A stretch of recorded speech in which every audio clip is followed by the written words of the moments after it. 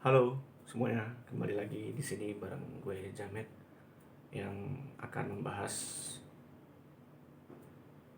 One Piece chapter terbaru, di mana minggu ini terbit chapter 985 yang berjudul Onigashima yang baru. Jadi ini masih kelanjutan dari chapter minggu lalu yang sempat disinggung bahwa Kaido atau bajak laut Beast itu merencanakan proyek Onigashima yang baru. Jadi di chapter ini dijelaskan lebih detail apa maksud rencana tersebut. Jadi tanpa berlama-lama lagi, kita bakal langsung membahas aja dari awal chapter ini. Yang pertama yang akan kita bahas adalah cover story libur di chapter ini, karena chapter ini mendapatkan jatah halaman berwarna, yaitu karena mendekati hari ulang tahun One Piece. Jadi dari Shonen Jump mendapatkan jatah cover berwarna, dan di sini cover berwarnanya adalah digambarkan 3 orang supernova, bajak laut supernova, yaitu Monkey D. Luffy, kemudian Trafalgar Law, dan Eustace Kid, di mana ketiganya juga sedang ada di Onigashima untuk menyerang markas Kaido. Jadi 3 orang ini digambarkan sedang menaiki burung, apa ya, sedang burung, ya sedang menaiki burung, dengan mereka bertiga juga memakan onigiri, ya, nasi atau khas makanan Jepang. Oke, mungkin itu aja yang gue bahas dari halaman berwarna kali ini, karena kita bakal fokus dengan membahas chapter yang berjudul karena Onigashima yang baru ini, karena detailnya sangat banyak banget yang dibahas di sini, karena ternyata rencana besar yang sudah dibangun oleh Kaido akhirnya dijelaskan di chapter ini. Jadi kita akan bahas lebih lanjut. Tapi sebelum itu, halaman pertama yaitu ngebahas tentang munculnya Kanjuro. Akhirnya Kanjuro muncul kembali di sini dengan membawa pasukan samurai dan beberapa anak buah Orochi pengguna Zoan Smile. Jadi di sini dipimpin oleh Kanjuro. Mereka menghadang pasukan Akazaya Nine dan Lau yang berencana menyerang markas Kaido dari belakang. Jadi ternyata Kanjuro ini sudah tahu kalau nantinya ada yang akan menyerang dari belakang, dan dugaannya ternyata benar. Di sini akhirnya mereka bertemu dengan para penyerang yang ingin menyerang dari Onigashima area belakang. Jadi di sini terjadi dialog antara Kanjuro dengan beberapa Akazaya Nine yang lain. Kanjuro bilang katanya dia tahu bagaimana keras kepalanya para pasukan Akazaya Nine ini. Jadi dia sudah mempersiapkan pertarungan untuk melawan para Akazaya Nine ini. Dan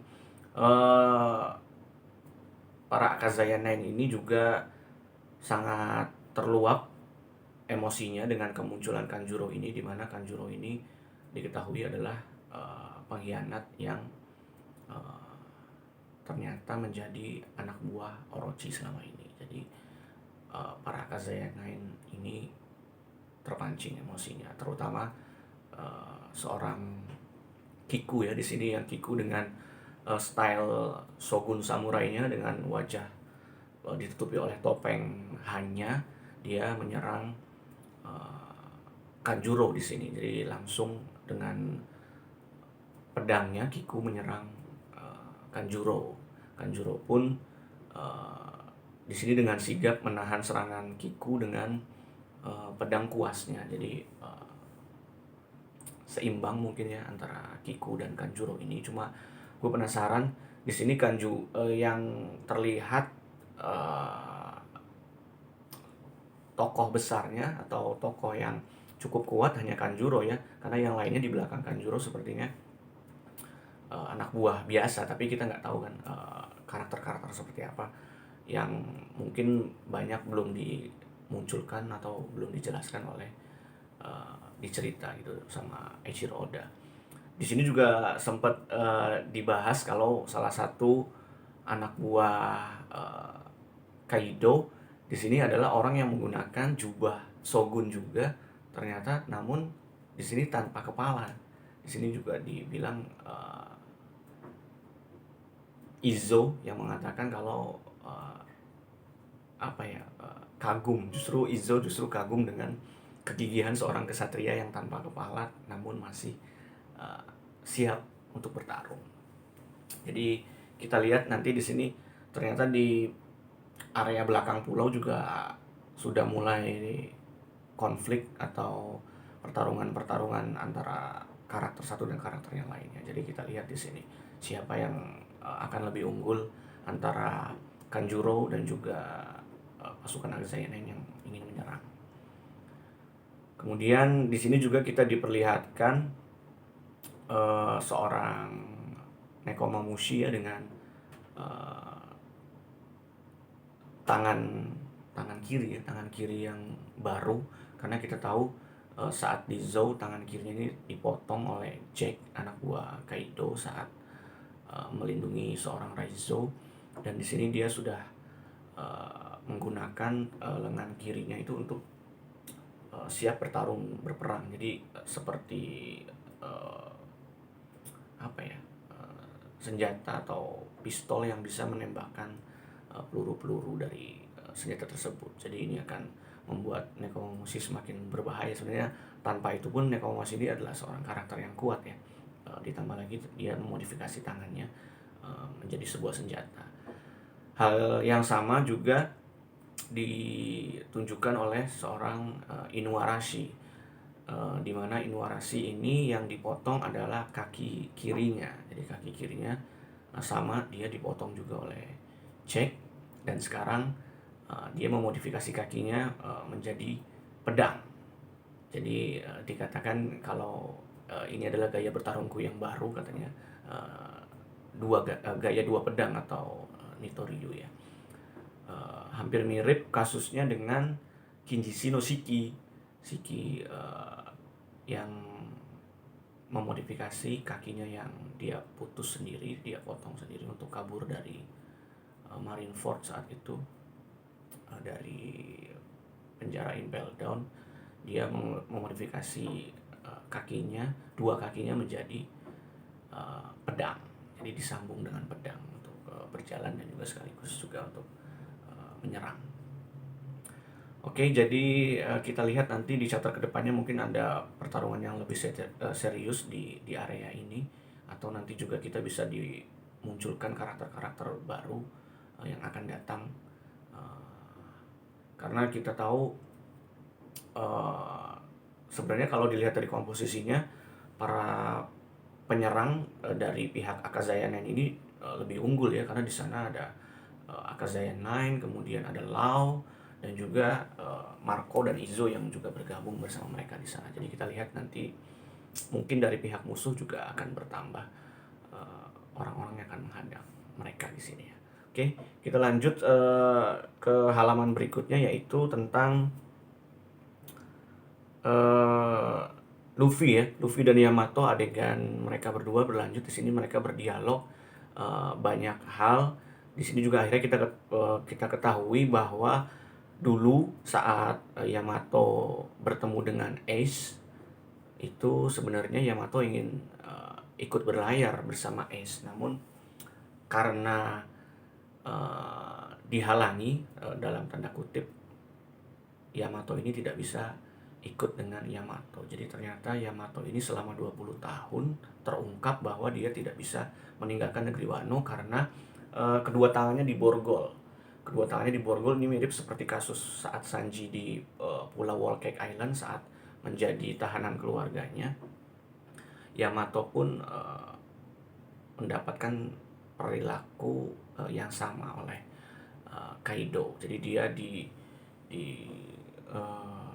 diborgol Dan kalau dia keluar dari negeri Wano, secara otomatis borgolnya akan meledak. Sama juga seperti borgol yang digunakan para kaum naga langit saat untuk perbudakan. Jadi kalau dia berusaha melepaskan pun, uh, borgolnya akan meledak dan tangannya mungkin bisa hancur bahkan putus. Jadi itu alasan mengapa Yamato selama ini tidak bisa keluar dari negeri Wano. Padahal seperti kita ketahui juga dia ingin sekali melanjutkan kisah cerita tentang Kozuki Oden untuk membuka negeri Wano, namun sayangnya karena hal itu dia tidak bisa uh, melanjutkan keinginannya untuk keluar dari negeri Wano untuk berlayar. Di sini juga diungkapkan oleh Yamato bahwa dia mencari informasi tentang keberadaan Luffy, dan dia akhirnya mengetahui kalau Luffy ini adalah adik dari seorang Ace. Jadi dia makin ini juga menjadi salah satu alasan kenapa Yamato selama ini ingin bertemu Luffy, karena Yamato merasa mungkin dengan keberadaan Luffy di sini bisa membuatnya keluar dari negeri Wano. Jadi dalam tanda kutip sepertinya Yamato ini ingin berlayar bersama Luffy atau bergabung menjadi anggota bajak laut Luffy. Ini juga sempat jadi pembahasan para Oplovers yang mengatakan bahwa kemungkinan seorang Yamato ini menjadi kru yang terbaru dari bajak laut topi jerami. Dan gue sendiri sebenarnya agak mengamini, karena walaupun Yamato ini secara secara dirinya sendiri menganggap dia adalah seorang laki-laki karena dia bercita-cita ingin menjadi seorang Kozuki Oden, namun pada dasarnya dia adalah seorang perempuan. Dan menurut gue sangat setuju kalau nantinya dia yang akan menjadi anggota terbaru dari bajak laut topi jerami, karena di anggota bajak laut topi jerami saat ini perempuan baru ada 2, yaitu Nami dan Nico Robin. Sebelumnya Carrot yang sempat jadi pilihan gue untuk nantinya bakalan bergabung sama SHP Pirates. Cuma dengan adanya Yamato, gue makin setuju dan berpindah haluan pilihan gue jadi ke Yamato. Jadi kalau gue ditanya siapa yang pengen untuk nantinya bakalan jadi kru Luffy yang baru, adalah Yamato pilihan pertamanya. Baru yang kedua mungkin nanti adalah Carrot, karena Carrot juga seorang perempuan walaupun dia suku Ming. Jadi ya kita lihat saja nanti bakalan terwujud apa enggak harapan gue dan harapan Oplovers yang lain mungkin ya. Oke. Kemudian ya karena borgol yang terpasang di tangan Yamato dan keinginan Yamato untuk bekerja sama dengan Luffy, di sini akhirnya Luffy mengatakan kalau dia bisa membantu Yamato untuk terbebas dari borgolnya. Ini juga yang bikin gue penasaran, karena kita tahu mungkin di chapter-chapter yang lalu Luffy sudah melatih hakinya untuk teknik melepaskan borgol tanpa meledakkan si orang yang terkena borgolnya. Seperti pada saat Rayleigh melepaskan borgol Keimi pada saat pelelangan Duyung saat itu. Jadi mungkin Luffy di sini sudah melatih haki tersebut dan bisa membebaskan Yamato. Dan kejutannya nanti ada di di halaman terakhir chapter ini. Jadi ini akan nyambung sama chapter terakhir. Nanti Luffy sama Yamato muncul di halaman chapter terakhir. Oke, kita langsung ngebahas halaman selanjutnya, yaitu di sini jadi Kaido berpidato di depan para anak buahnya, yaitu tentang proyek Onigashima yang baru. Jadi ternyata Onigashima yang baru dimaksud adalah memindahkan Onigashima ke negeri sorry yang pertama dibahas adalah tentang rencana aliansi dengan Big Mom. Jadi rupanya Kaido ini sudah merencanakan atau sudah tahu bahwa di luar sana dunia sedang bergejolak.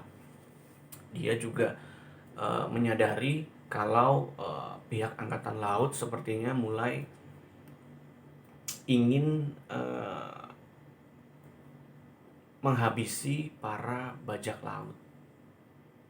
Jadi dikatakan di sini Kaido dia bilang kalau angkatan laut saat ini merasa percaya diri dengan kekuatan barunya, di mana akhirnya pemerintahan dunia memutuskan untuk membubarkan sistem Shichibukai, dan itu adalah salah satu bukti yang menunjukkan bahwa angkatan laut percaya diri dengan kemampuannya. Jadi memang seperti yang kita ketahui, angkatan laut yang saat ini di bawah pimpinan Admiral Sakazuki atau Akainu, dia sangat dengan keadilan absolutnya dia ingin memberantas seluruh bajak laut yang ada, termasuk bahkan mungkin nantinya kalau feeling gue termasuk sistem Yonkou pun nanti akan dibubarkan atau dihancurkan, karena kita tahu Shichibukai sekarang sudah ditiadakan. Bahkan di chapter-chapter sebelumnya digambarkan bahwa para angkatan laut ini berani menyerang para Shichibukai yang kita ketahui juga bahwa para Shichibukai ini sebenarnya mereka adalah para bajak laut. Bahkan beberapa di antaranya mendatangi markas utama para Shichibukai, seperti markasnya atau kediamannya Dracula Mihawk didatangi oleh angkatan laut, kemudian markasnya atau pulau kediaman Boa Hancock di Amazon Lily juga didatangi oleh angkatan laut. Jadi ini menunjukkan bahwa angkatan laut sangat percaya diri sebenarnya dengan kekuatan baru yang dipunyai. Jadi kita lihat, dan ini ternyata disadari oleh Kaido. Akhirnya Kaido di sini mendeklarasikan bahwa Kaido akan bekerja sama dengan Big Mom dan berencana untuk kembali berlayar ke lautan. Karena kita tahu selama ini para Yonkou, terutama di sini Kaido dan Big Mom adalah seorang Yonkou yang menempati suatu wilayah atau suatu zona. Mereka tidak berlayar untuk memperebutkan sesuatu, dan di sini memutuskan mereka ingin kembali berlayar. Untuk apa? Di sini juga dikatakan bahkan bersamaan dengan Big Mom, dua-duanya mengatakan kalau mereka akan berlayar kembali untuk menemukan One Piece. Gila. Wow.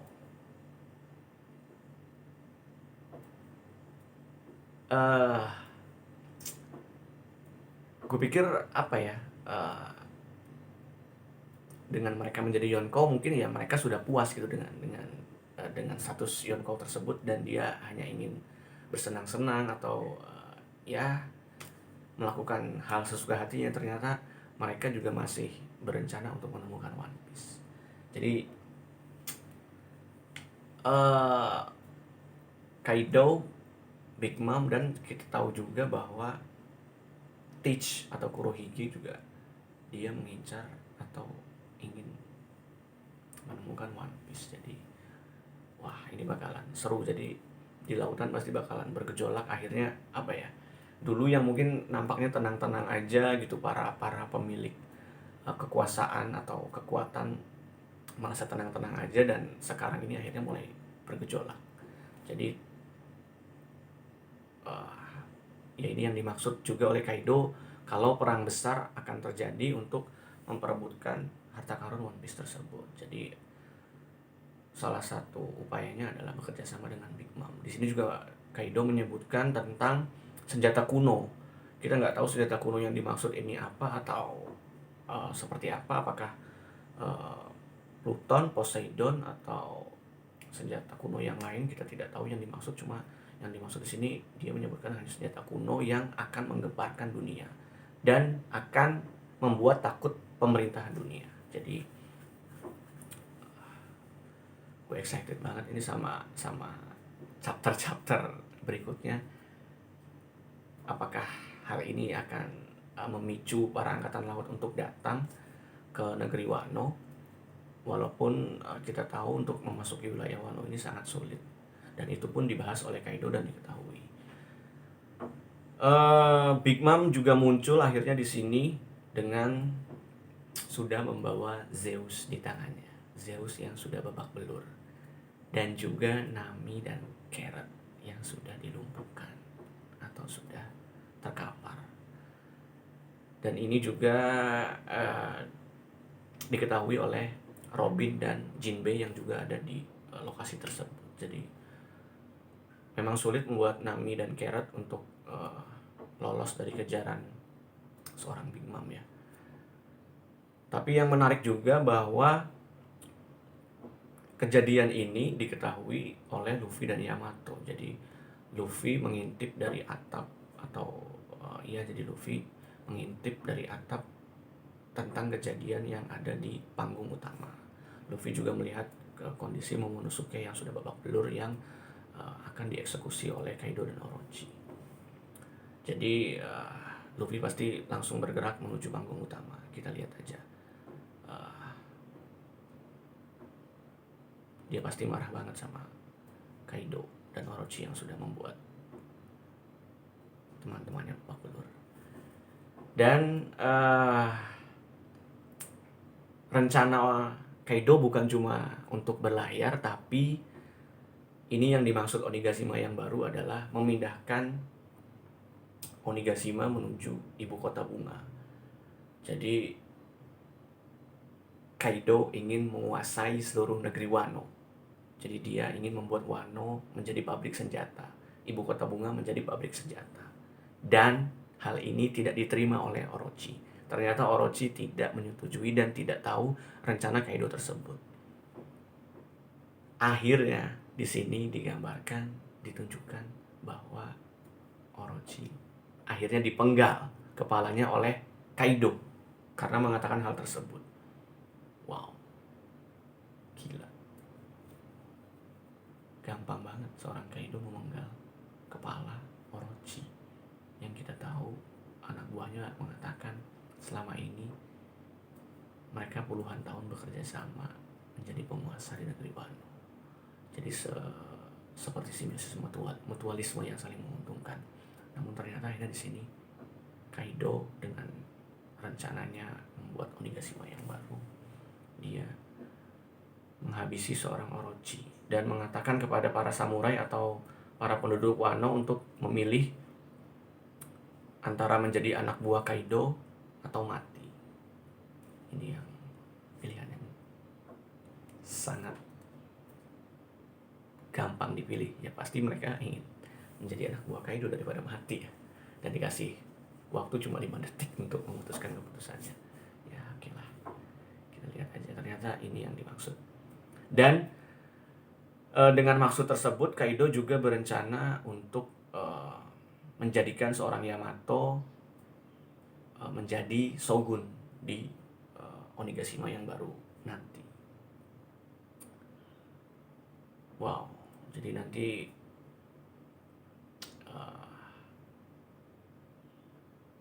Wano akan tidak ada lagi keindahan sepertinya. Wano hanya akan diisi oleh pabrik-pabrik senjata. Dan ternyata keputusan Kaido tersebut dengan tegas ditolak oleh seorang Yamato. Jadi Yamato dengan tegas menolak kemauan tersebut. Ya iyalah, karena Yamato memang ingin berlayar, dia ingin menjadi bajak laut. Jadi dia tidak akan mau dengan keputusan Kaido tersebut. Dan di halaman terakhir ditunjukkan kalau Luffy dan Yamato ini ketahuan keberadaannya oleh anak buah Kaido, dan anak buah Kaido bilang cepat hubungi Tobiropo untuk menangkap Yamato. Yang menarik di sini adalah borgol Yamato sudah terlepas. Artinya Luffy berhasil melepaskan Borgol Yamato dengan teknik hakinya. Oke, well, akhirnya gue tahu dengan ini, gue yakin Luffy sudah jauh lebih kuat daripada sebelumnya saat pertarungan pertama antara Luffy dan Kaido. Jadi sangat-sangat excited, makin tidak sabar, makin penasaran apa yang akan terjadi di chapter selanjutnya. Pasti bakalan lebih seru lagi. Jadi kita tunggu chapter selanjutnya minggu depan. Semoga tidak ada perubahan karena di chapter di halaman terakhir ini tidak ada info kalau manganya akan libur. Jadi mudah-mudahan minggu depan akan terbit sesuai jadwal tayangnya. Oke, dari gue mungkin itu aja. Kalau ada yang kalian ingin bahas atau ada yang kalian ingin tanyakan, bisa komen aja di kolom komentar YouTube gue di bawah. Dari gue cukup itu aja untuk pembahasan kali ini. Semoga kalian suka. Salam bajak laut.